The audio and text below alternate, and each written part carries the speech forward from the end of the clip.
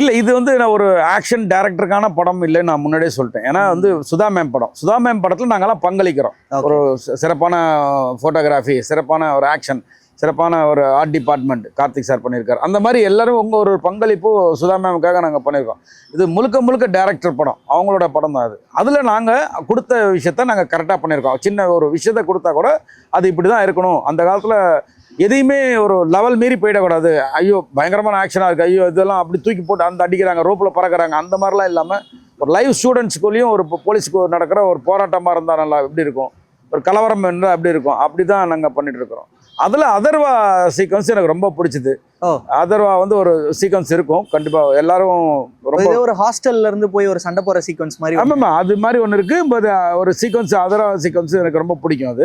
அது எல்லாருமே ரொம்ப ரசித்து எடுத்தது. எல்லாருக்கும் ரொம்ப ஃபீலான ஒரு தருணம் அது.